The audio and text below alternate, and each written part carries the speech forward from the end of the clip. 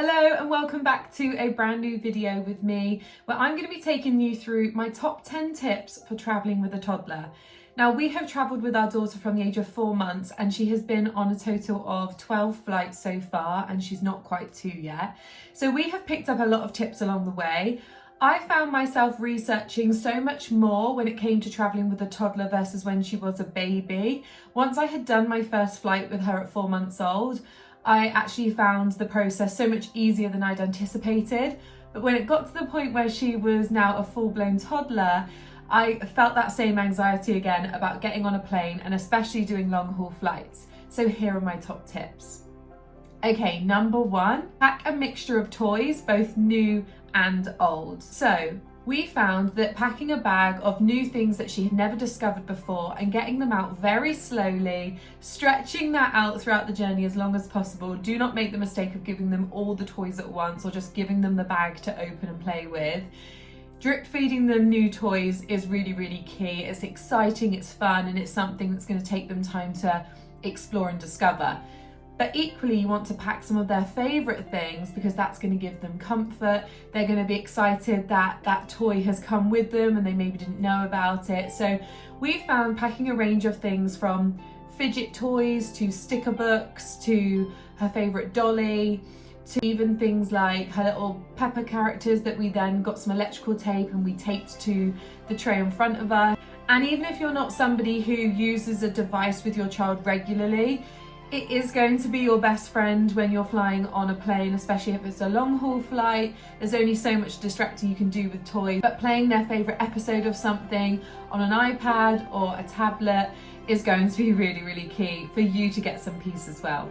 Number 2, look out for children's areas in airport. Now, I didn't know this was even a thing and we accidentally stumbled across one in Heathrow Airport and it was a godsend. We had a night flight planned going to Dubai and I really wanted to make sure that she was tired out for the journey. She'd slept in the car, so I was a little bit worried about how she would settle on the plane.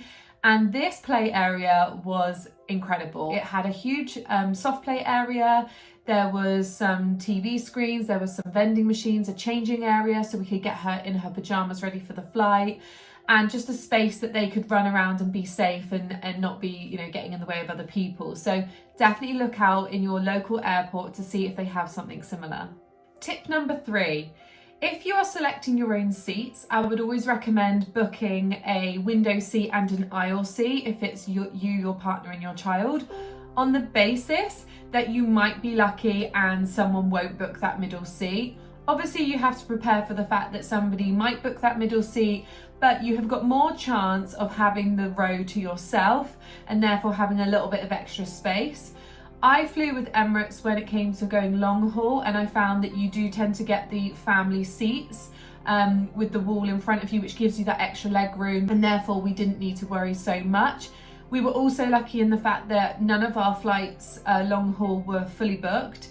And so we were able to then move to some other seats that were empty and I was able to lay her out and she was able to have a sleep and lie down. Being under 2, she doesn't get her own seat yet unless you pay for an adult seat. So this was really helpful. Tip number 4 is to give your toddler some milk on takeoff and landing. This not only helps with the pressure of their ears, however, it also really helps to settle them.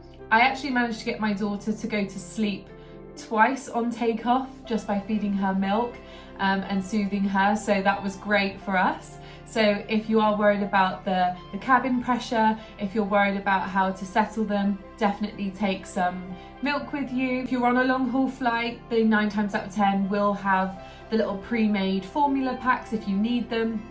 Or of course, if your child's on regular cow's milk as well, they will have that. So definitely don't worry about not having everything that you need. Tip number 5 is to go onto the plane separately.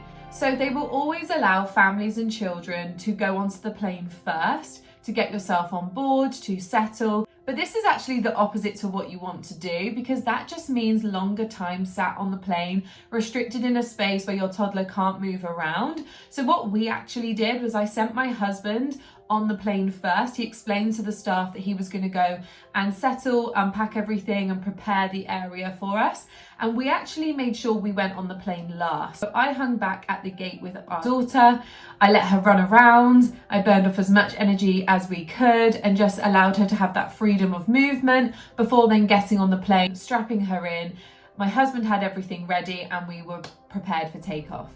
Tip number 6 is to consider the time of your flight. If you are going long haul, you will want to weigh up the options of a daytime flight versus a nighttime flight. We selected a nighttime flight to fly to Dubai, which was 6 hours 15 from the UK. However, she did go to sleep, but it took her a couple of hours to unwind, and therefore she actually only got about 4 hours sleep and we got none. We then arrived in Dubai the following day, which meant that we just had to be up and awake, and we weren't able to check into our hotel until much later. So I think in hindsight, I probably would have booked a daytime flight going out there. Equally, we booked some flights that might have seemed quite inconvenient times at like 3 in the morning to fly to Bali. However, it was better for us to let our daughter get a few hours sleep, wake her up in the middle of the night, transfer her into the buggy, get to the airport. Yes, she woke up for a little bit, but then when we took off at 3 a.m, she just went back to sleep and slept pretty much the duration of that flight. So just take into consideration the time of your flight, the duration of it, and whether your child's actually going to get a long enough period to sleep if you are going for a nighttime flight. And equally, if it is a daytime flight, just consider the fact that yes, they might have a nap, but that's going to be a lot of awake time on a plane. Tip number 7 is don't overpack your hand luggage with everything that you need. I can pretty much guarantee there is very little that you couldn't get either at the airport or on the plane. As I've already mentioned, the airplanes have things like formula, they have wipes. Most long haul airlines and flights will give you toys, will give you blankets. So there is pretty much everything that you need. We definitely overpacked. We didn't need our travel pillows, we didn't need a blanket, we didn't need all the wipes and things. They provided the formula, they even had pouches of food for baby if you had a younger child. So they really did have everything that we needed, and I definitely overpacked. So definitely do yourself a favour and just minimise it all. Take the essential things that you couldn't live without, but you can pretty much get everything you need either at the airport or on your flight. Tip number 8 is to make everything exciting. Whether it be, should we go and wash your hands? And really dragging it out, or shall we make a den? Or taking them for a walk, allowing them to roam the aisles from the front to the back of the plane. Most people are pretty relaxed when you've got a toddler on a long flight. So just try and stretch every activity out as much as possible. You know, we even at one point got the blankets that they'd given us, and we put it over our heads and attached to our seat and made a little den. So anything you can do to just make a very mundane situation seem a little bit more exciting for your toddler is going to help you in the long run. Tip number 9. If you've got a crazy toddler that loves to run around, then reins are going to be your best friend. For us, reins have been absolutely essential for traveling with our toddler. She obviously wants to run around, she wants to explore, but sometimes it's not safe to do so. So having her on the reins, allowing her to run off when it's safe, but being able to just hold on to her, you know, when you're in a busy queue or there's lots of people or it's not safe, was so key for us. And it allowed us to allow her to be more independent by having them. So even though some people might think the reins are quite restrictive, allowed her to have so much more freedom because we could do it safely. And tip number 10 is don't worry about upsetting the people around you on a flight. 99% of people are so helpful and so empathetic when it comes to having small children on a plane, especially long haul flights. Yes, people are sleeping. Yes, people are trying to watch a movie, but ultimately everyone either was a toddler once or they've had a toddler once. So most people are really, really understanding. Ultimately, you cannot control what your child does, how they react, but you can control how you respond and react in those stressful situations. So yes, your toddler might have a tantrum on the floor and kick and scream. It's okay because it's temporary. You know that when you get at the end of that flight, you're arriving at your destination and it will come to an end.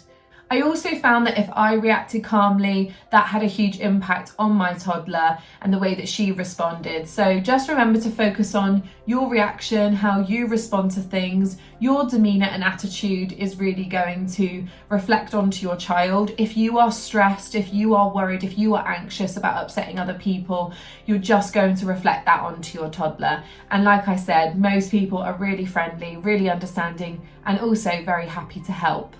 Just to make you feel better, at one point my toddler ran from the back of the plane to the front of the plane and started climbing the stairs to first class.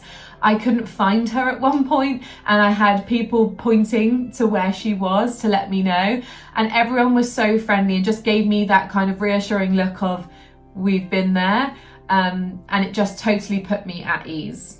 And remember that the destination at the end of it is always worth it.